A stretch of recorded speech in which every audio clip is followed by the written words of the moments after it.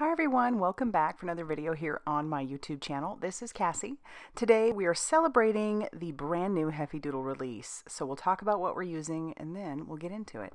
This is the Nuts About You stamps and dies. They are brand new and it's adorable. The main focus today is actually going to be this mini double slider die. We're going to slow things down when we get to that, but I'm excited to show it to you.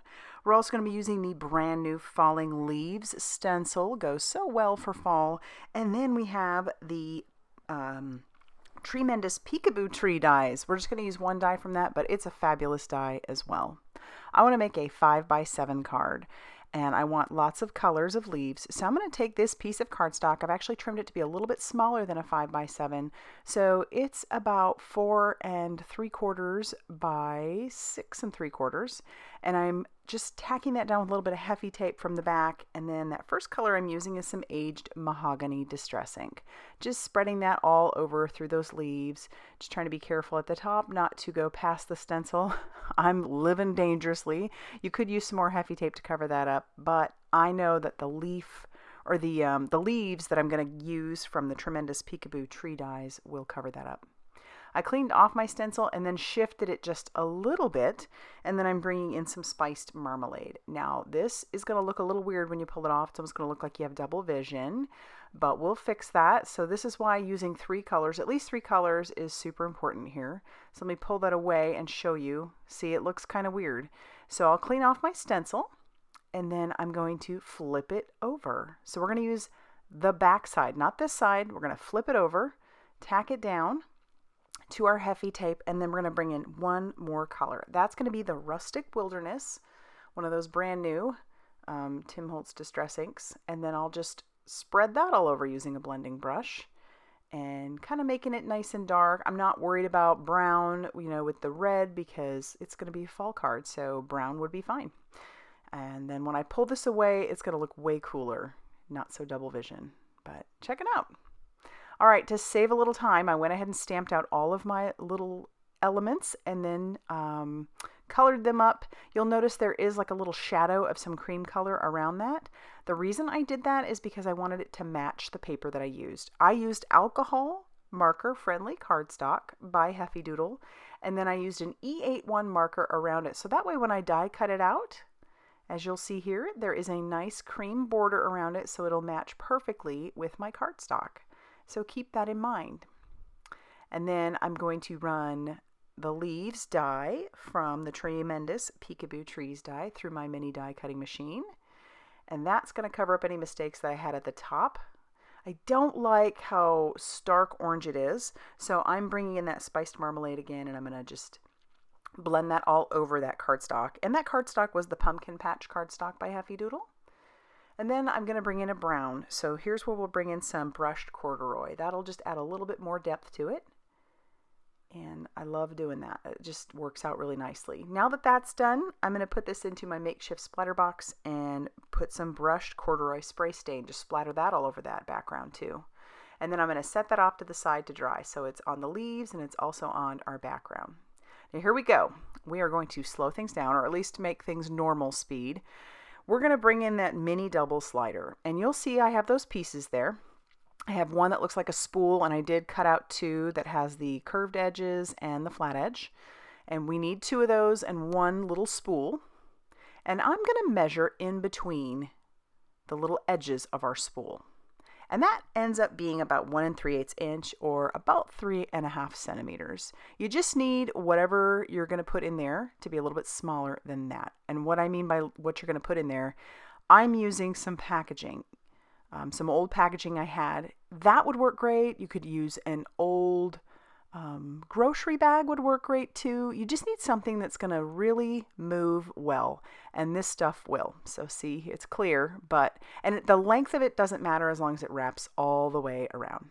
I'm going to cut off the extra that I have. So I'm measuring that, just making sure that it's going to wrap around, and it will. So now I'll take some 1/8 inch score tape and I'll put that at the very bottom of our piece of packaging. So you'll see this here. I'm going to show it to you. So it's right at the edge of that packaging. I'll peel off that release paper and hold it in place and wrap my packaging around. And I'm going to wrap it kind of loose. You don't want it to be tight because you need this to be able to move freely. So it's on there, and I do have a nice flap of extra. I'm just going to trim that off with my scissors. Not concerned about it. And then once that's gone, this is where those other two pieces come in. So I'm going to line that piece of score tape up at the bottom again. And there's really no rhyme or reason to that. Just want to put it down there. I'll take one of my flaps, line that up on top, and then I'm going to take some more of that 1/8 inch score tape and I'll put it right at the back and bottom of this piece. And the bottom is the very flat edge, the straight edge without the curves on the corners.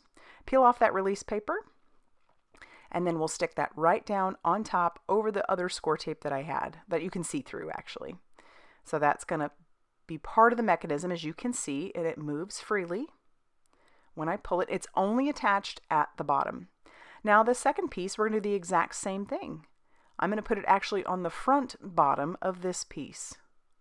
So it's just one piece of that 1/8 inch score tape.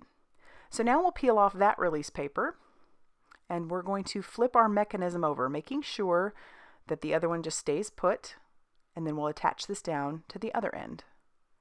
And then when you move it, the other one will be able to pop up, as you can see. And I'm just playing around with it because it's just a lot of fun to play with. All right, so our next step would be to cut down our paper. This is what I'm doing. I wanted to keep this as one continuous background, so I'm trimming off about a 1/2 inch. And then this one I'm trimming to be the same size as my mechanism. So when I line all those up again on my card base, which happens to be a cream colored 5x7 card base, I can just line all these pieces up, glue down the bottom piece, leaving a little bit of a cream color border, leave my middle piece there. I'm not going to attach that down yet. And then I'll attach my upper piece just using some liquid glue. Again, leaving a little bit of a border. And then I'll just grab out that middle piece that isn't attached. So this one's going to fit behind there, and it fits behind there perfectly. The next step would be to grab whatever little element you're going to have popping up. You know, make sure you're checking everything as you go. And our little squirrel's going to be on there. I don't like how all that cream colored cardstock is going to be showing through there, so I'm going to do something neat with the matching die for this little squirrel. So I'll pull that one out. Not that one, that one's actually the wrong one. So I'll grab the right one, and I am just going to attach that down to the front of our piece here. I'm not going to cut it out. I'm just going to attach it down, and then I'm only going to partially die cut it. And if you've never seen this before, you just put it on your plate, grab your top plate, and only go as far as you want it to cut. So whatever is sticking out from the bottom of that plate isn't going to cut. And I'll show you what I mean. So then I'll peel away my die, and you'll see that all that is still pretty much attached. So I'll have to trim away the excess, but that's fine. So I'll just take my scissors and trim up to it. And then I can pull that away. And then when I attach down our little squirrel, when he pops up, all that's going to show is our squirrel. I love that. Super fun. So now I'm going to just play with him a bunch to make sure that he works, and he does.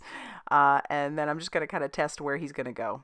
The next step would be to grab this die that you see there, and it'll just line up on the bottom. If you look at the die, it only cuts this little half moon. I'll show you. So like a half circle, half moon is all it's going to cut.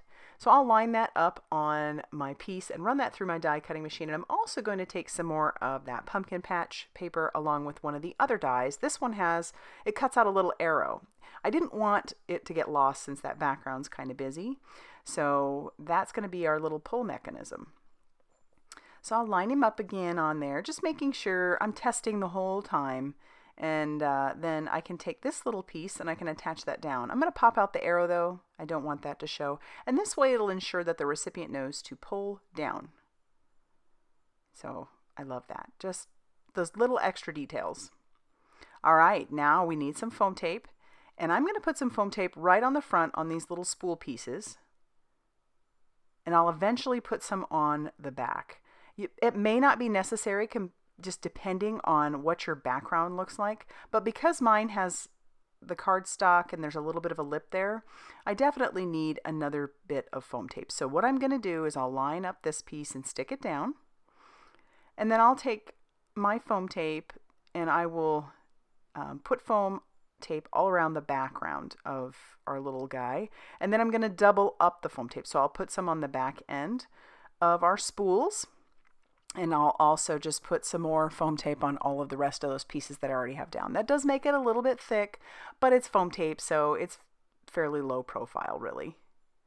Peel off all that release paper, and then I'll stick this down in that little area. And then I notice he is getting caught still a little bit on that piece of paper, and I'll keep working with him, but I realize what I need to do with him is just kind of bend him forward.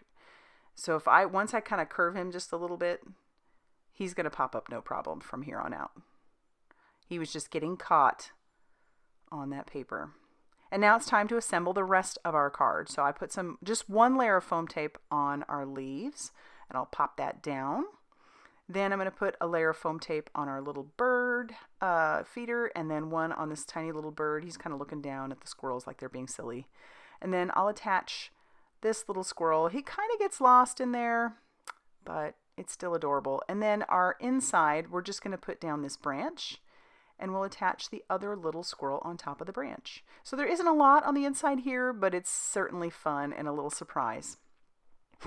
I totally forgot about sentiments. So I'm going to pull out the awesome Heffy cut, and I'll take a piece of cream cardstock and run that through my Xyron sticker maker. I love doing that with these words. And then I have a piece of brown cardstock for our shadow, and I'll run that through my die cutting machine, peel off the release paper on the word awesome, stick that down over our brown cardstock. And then if I had been thinking, I would have stamped our sentiment first. And this has lots of foam tape, so I'm just going to take out the guts of my Misty, take the sentiment that I want, and put that in there. And I only want part of it, so I'm going to take some Heffy tape, put that over the rest of it, and ink up my stamp. I only want the word your. So I'll stamp down your, and ta-da, it worked. It worked. So then I will glue down the word awesome. And then once I do that, that's going to finish off our card. I love those little surprise elements. How fun is that? It's like he's jumping out from behind the leaves. So as I said, this is a part of a hop, and I'll have that information linked down below. Be sure to head down to my description box. If you liked this video, be sure to hit the like button and consider subscribing if you haven't already done so. And as always, I'll see you very soon in another video. Bye, everybody.